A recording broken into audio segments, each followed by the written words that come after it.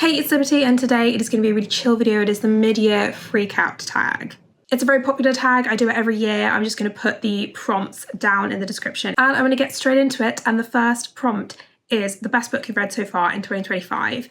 And for me, it's definitely The Kingdoms by Natasha Pulley. I'm going to be making a video about this kind of more in detail. It's going to be something like the phenomenon of time travel in literary fiction. I don't know, I haven't worked that out yet. But this book is a alternative history story, and it kind of gives you a glimpse at life in Britain if France had won the Napoleonic Wars. Joe Tournier is the main character, and he steps off a train in London with absolutely zero knowledge about himself or his life. He's in the French colony of England. He's reunited with his wife and his owner because unfortunately slavery is a thing, and he goes back to his life, and the only clue to his condition is a postcard that arrives a little bit after he does. The postcard itself is 100 years old. It's got a lighthouse on the front and it's signed with the letter M. It's also written in English, which is illegal in the French Empire. He decides he's going to figure out who sent it, no matter how long it takes. He ends up at that lighthouse in British-controlled Scotland. It's like a rebel British-controlled. And so he kind of ends up in this place where his past, his present, and history as we know it is not what he expects. I've read a few books by Natasha Pulley. I've read The Watchmaker Filigree Street and The Bedlam Stacks, and it seems that every single book that I read by her, she just gets better and better. Her writing style is really distinct. You as a reader, along with the protagonist, are very much kept in the dark about what's going on, and the story and the world slowly gets revealed to you. It's sort of, onion peeling back layers kind of vibes. That, and the characters are also like really beautifully cast. Plot pacing, everything about this book, romance, everything in it, I just had an amazing time with it, and it gave me such a book hangover after I finished. The second prompt is the best sequel you've read so far in 2025. Yet again, like last year, I've only read one sequel, and I read a duology, which is Queen's Rising, a duology by Rebecca Ross. I talked about this book before at some point, I can't remember when, but this world is inspired by kind of Renaissance France and Britain. Our main character is Brianna, and she kind of spends her teenage years at what they call a passion house. You arrive there when you're 10 or 11 and you get trained in a passion, which is either music, learning, dramatics, art, wit, and knowledge.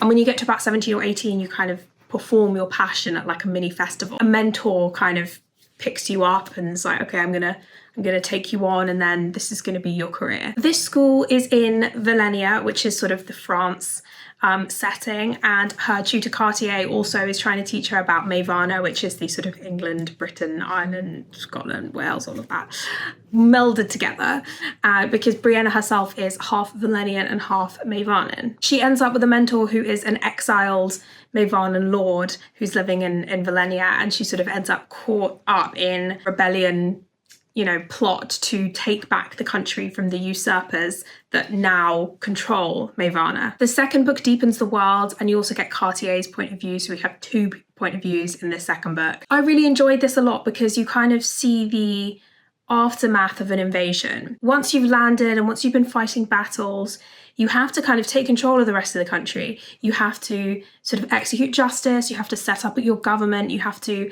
do all of that stuff. And it was really great to see behind the scenes of that, because normally sort of fantasy takes you to the big battle and then that's kind of it, the story's over. Yeah, so the magic system was really good. I really enjoyed that. I thought the characters were great. I really loved Brianna's deepening of the bonds with her new family, essentially her adoptive family.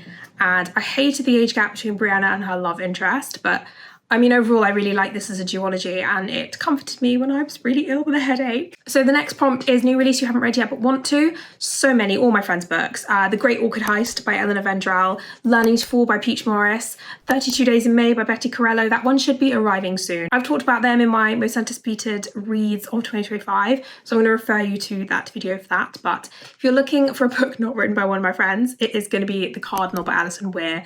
Now, Alison Weir is a historian who I've read some of her history books before. She also now writes historical fiction, and I love her non-fiction. I saw this on NetGalley and I was like, yes, please. This book follows the most famous English cardinal, Thomas Wolsey.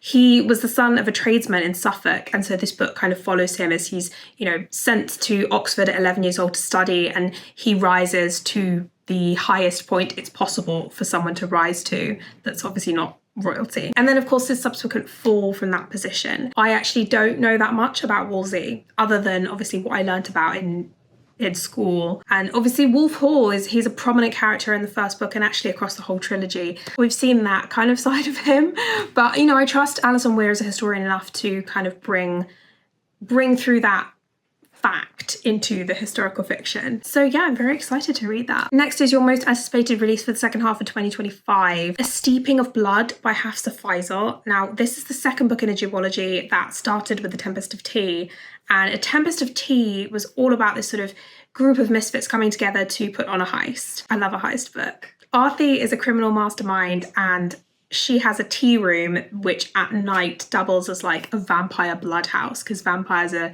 you know, very feared by society, so they have to have a place that they can come and like drink their blood in little teacups, you know. In order to save her tea room, she has to infiltrate the vampire society called the Ethereum. So the team comes together and they do the heist.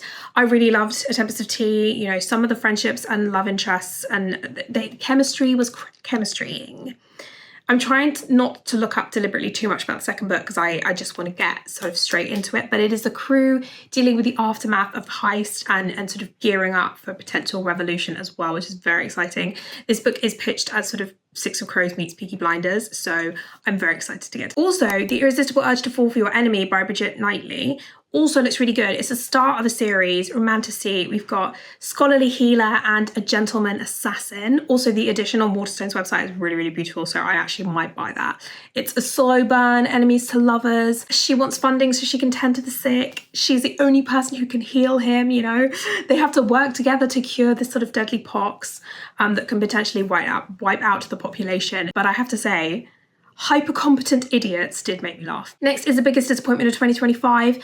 So I read Kindred Spirits at Harling Hall by Sharon Booth on NetGalley earlier this year, and I was disappointed with that. It had a really good premise, but it felt like there had been content taken out of the book in order to make it a series. So I was unsurprised when at the end of the book it said this will be continued. When I read, I kind of have multiple hats on. I got my reader's hat, my writer's hat, and my publisher's hat on. And so I feel like the best books balance those three really well, and this kind of skewed a little bit more towards capitalism. So Callie is a single mum and she's chaperoning her daughter's school trip to this sort of living village of Rowan Vale.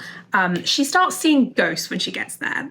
So this kind of village, different bits of it are set up for like different time periods. A steam railway, then you've got shops from the 20th century, you've got this big Elizabethan manor house. And when Callie is there, the owner kind of figures out the ghosts kind of tell on her that she can see them. And so he kind of offers to sell her the house for £10 or something, the whole village actually, because someone needs to take care of the ghosts and there is no one in his family that can see the ghosts. He has no one to pass it on to. Why was this a disappointment? Well, it was very reminiscent of Ghosts, if you've seen the BBC TV series, which I loved, but like the whole book was her getting to the house and basically trying to convince Laurie, who's the owner, and his grandson Brody to stay. Callie and her daughter getting used to the house and the place and stuff like that. It just felt like the plot hadn't started yet when the book ended. You know, it was a great setup. Like I said, I really enjoyed the premise. You know, I really like Callie. Some of the other characters aren't as developed yet, but again, I think that's because they're, you know, saving that. And that kind of annoyed me. A lot of the ghosts were really great and really well-developed characters, but, you know, it was a disappointment. Your biggest surprise of 2025? Honourable mention goes to The Ministry of Time by Callie Ann Bradley, but I'm choosing Blood on Her Tongue by Joanna Van Veen. I've talked about this book in my previous video, which is, you know, by recommending books based on vibes. I don't read a lot of horror, and so I was really surprised to really enjoy even the gory parts of this. I mean, obviously not enjoy, but you know what I mean. Historical settings, we're talking the Netherlands, we're talking 19th century, which is exactly, I love the 19th century. The main character is Lucy, and she is going to her sister Sarah because she's gravely ill. Sarah got obsessed with this bog body that was dug up on her husband's estate, and she just, like, she doesn't want to eat or drink, and she starts biting people. It's called Blood on Her Tongue. Can you kind of see where I'm going with this? The writing was really good. The strongest foundation to a story for me are, you know, two characters or multiple characters that their connection is sort of the emotional backbone, and you've got that kind of sisterly bond there, like was that undercurrent to the whole story. I love a gothic. This was a huge surprise to me because of the kind of horror aspect to it, but yeah, I just loved it. Next is favourite new to you author discovered in 2025. Again, if you watched my last video, you probably heard me talk about The Book of Days by Francesca Kay, but if you haven't, go and watch that. The Book of Days is a historical fiction novel. It's set in 1546, so Tudor England. The main character is Alice, and she's married to the guy who sort of owns the local manor house, and he is slowly dying, and he's obsessed with like this vision that he's going to have this chantry chapel after he's dead, and people are going to pray for him. He's going to get to heaven, and as part of that is this massive tomb for him, his daughter from his first marriage, Agnes, and then Alice, who's his second wife, and Agnes's mother as well. So this novel is very atmospheric and hazy, and it's very chilled and slow paced for most of the novel. It's kind of like a slice of life. We're sort of following Alice through the seasons, you know, her worries, because if she doesn't have a child, and especially, you know, it's better to be a son, she's going to have nowhere to go when her husband dies. The family would just have zero reason to provide for her. So she does have some allies, and you kind of get to meet them. You get to meet the sort of priests in the church, the local villagers, and you know, this has really felt like, you know, daily life in this period. Writing was so lyrical and smooth and just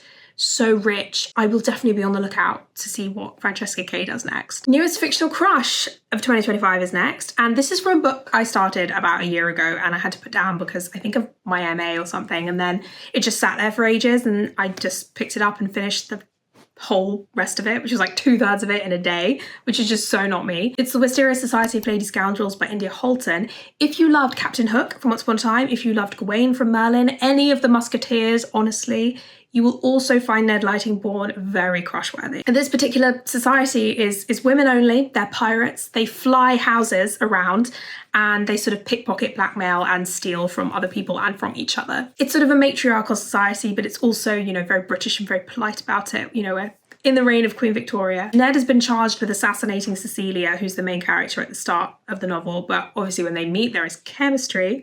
She's feisty and very capable of defending herself, and so he kind of gets torn between his mission and, you know, her. It was funny. It's in that vein of historical fiction where the speech is kind of modern and the humour's kind of modern, and I'm down with that. It's great to have an option to read those styles. You know, you've got classic literature and you've got this more, you know, modern influenced historical fiction, and you've got a whole spectrum in between that. The dialogue I don't mind so much. I think it can be really fun to kind of have that modern influence. My newest favourite character of 2025 is definitely Lady Delacour from Belinda. I have made a whole video about Belinda. Definitely check that out. I find it super weird, as I talked about in that video, that Belinda is the title character of this and not Lady Delacour, because she is the shining pearl, the ruby, I should say, of this novel. She is the character that undergoes the most change. She is the most interesting character by far. You really care about her by the end.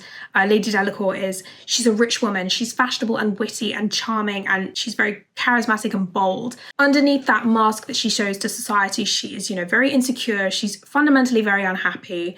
You know, she's not happy in her marriage. She thinks that she's a terrible mother. She's very paranoid. She jumps to a lot of wrong conclusions all of the time and is very pessimistic about people and her motives, and she doesn't find it easy to be a wife or a mother. And over the course of the book, you really see that friendship with Belinda changing her, and she, you know, is opening up and questioning the way that she thinks and acts, and, you know, changes for the better, and that's why I think she's amazing and I love her. And next is a book that made you cry in 2025.